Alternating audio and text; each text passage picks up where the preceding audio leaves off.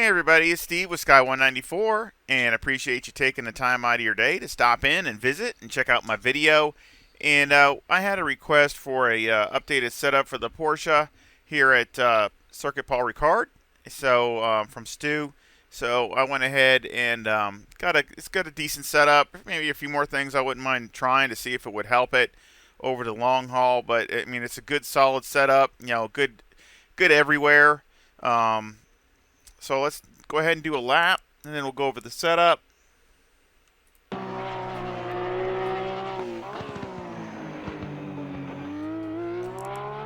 the HUD.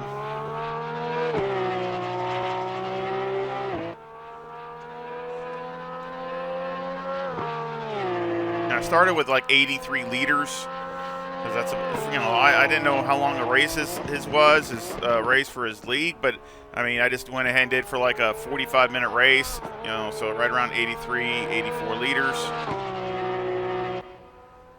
So it's it's got a decent fuel load on it. And you can see it's down to 68 now, so I mean, this is a few laps in. And of course, all my setups are set up for mid-20s, no wind or low wind, those kinds of things, to try to make them as consistent as I can as far as weather conditions.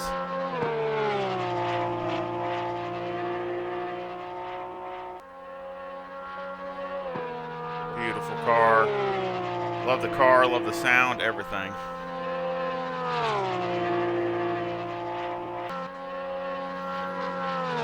I like looking at it from this other view to see how it looks coming at you. Speed's really good, as you can see. It's like 171 and just solid 171. Goes through there really good. Little lock up there. Got to be careful of that. Right front definitely likes to lock up through there.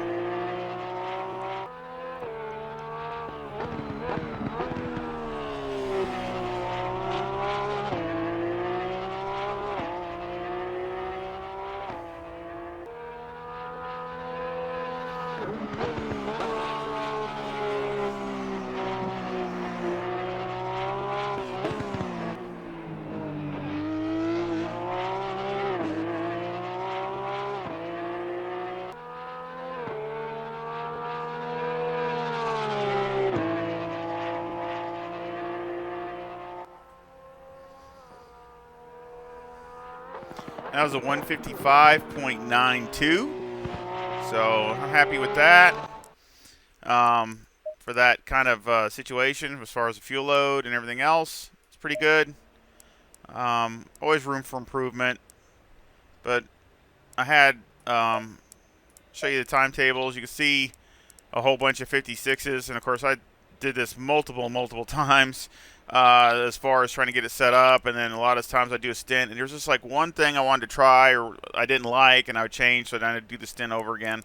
So basically just doing a hot stint and really pushing it for everything I could for 15 minutes.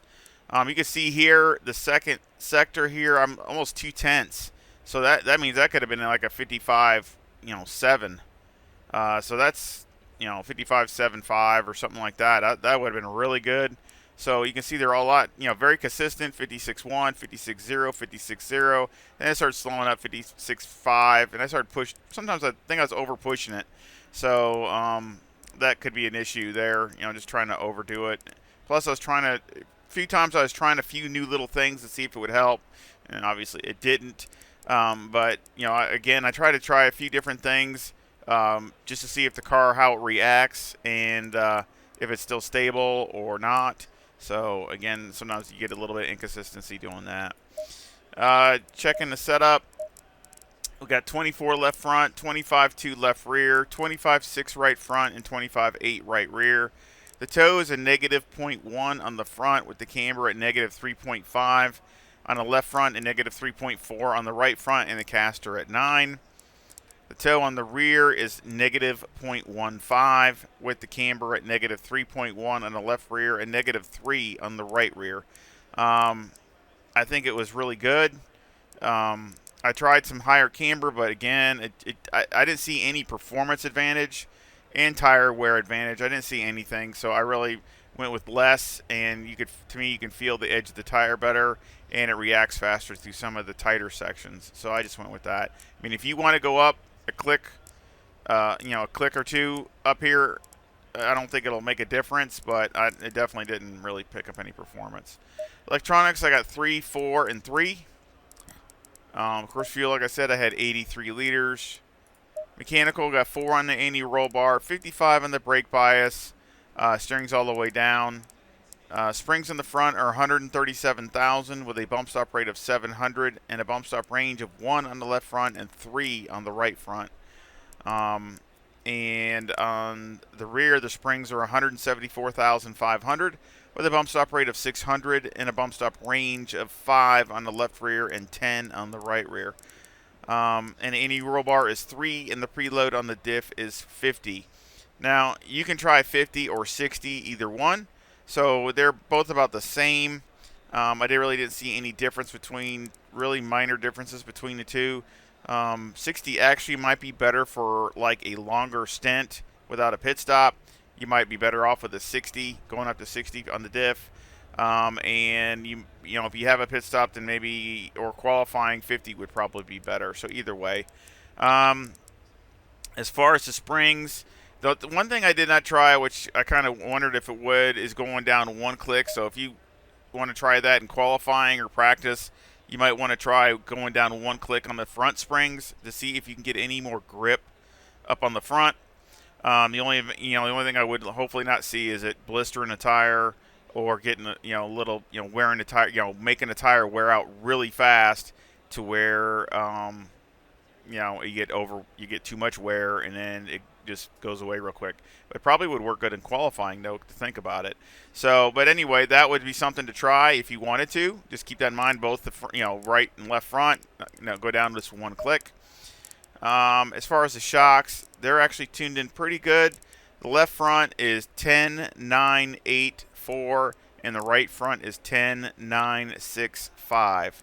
In the rear, they're both the same, and they're 4, 1, 8, 12. And that is, of course, all done through Motec, and I've been over it multiple times trying to get it dialed in, and they're pretty good. They're pretty decent as far as everything coming in where I want it to. Aero got 53 in the front, all the way down, 65 in the rear with a 5 splitter maxed out, and a 4 rear wing with a 3 and a 2 in the brake ducts, and the front aero variation is a 8.0 to the positive. Now here, I tried less wing with a little less ride height, and you're not even getting a mile an hour at the end of the straightaway. I mean, with the car without a draft, and that's the thing you got to consider here is this is obviously like the fastest track, in the GT3 racing here, and you got to consider drafting. It's even more important here than at really than it just is at Monza, and so you really have to allow the motor to be able not to be maxed out. I mean, if you're maxed out and you get behind somebody, then you're not really going to pick up really anything. So you're still going to be able to draft because I know it'll go faster than what it did, but it's still, it's not far from it. So I really think that you got to have a balance between handling and top speed. And like I said, it still did 171 solid, and even if you take wing out, I think it did 172. So it barely clicked it. So it's probably a mile an hour or even less than a mile an hour. So I like this package better because it just feels way more stable through the curves and tight turns and a lot of other things. And so you can still be, really good through there. So anyway, I sure hope you try it out, and I hope it works good for you. I sure hope it does. Any feedback or comments are welcome. I love talking to everybody. And again, I don't know how many videos will be coming out, but I'm trying to. My schedule's gotten rearranged, so once I get everything worked out, I'm sure I'll be doing even more. It's just a little bit of in between time trying to get everything worked out as far as my work schedule. But again, I sure hope you give me a like and thumbs up and subscribe to help support the channel. And I thank you to everybody that has. And I sure hope you come back and visit again really soon. Y'all take care. See ya.